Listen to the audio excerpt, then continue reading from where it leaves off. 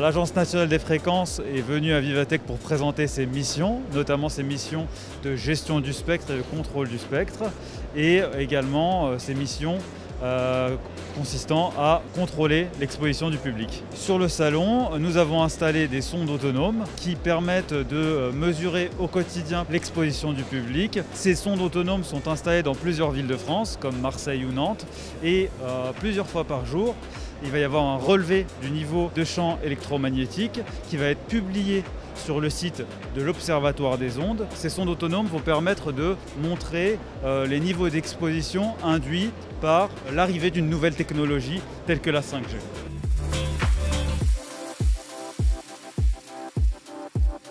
Pour effectuer nos mesures, dans le cadre donc, de la mesure d'exposition et de rayonnement au public, on utilise ce genre de sonde. C'est une sonde large bande qui permet de mesurer toutes les fréquences entre 100 kg et 6 GHz. Donc là j'ai votre micro qui sert à l'interview. Et donc c'est un micro sans fil.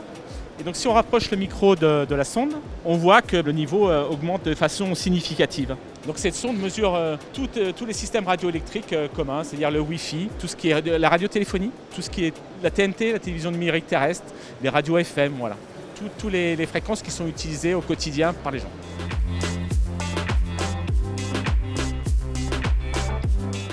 On a installé 3 récepteurs pour pouvoir capter toutes les fréquences qui sont émises dans le hall. Donc ça nous permettra, après, grâce à nos équipements qu'on a dans le véhicule, de voir ce qui va émettre et surtout s'il y a des fréquences qui vont être émises et qu'on n'aura pas nous dans notre listing. Au début, on est parti en gros avec une centaine de fréquences qui étaient déclarées. On est au premier jour du salon, mais on a doublé de fréquences. Déjà, on en a plus de 200 qui sont maintenant recensées. Et il y en aura certainement d'autres parce que tous les jours, il va y avoir des acteurs nouveaux qui vont animer des stands. Et à nous de trouver ces fréquences pour éviter qu'elles viennent perturber notre plan de fréquences.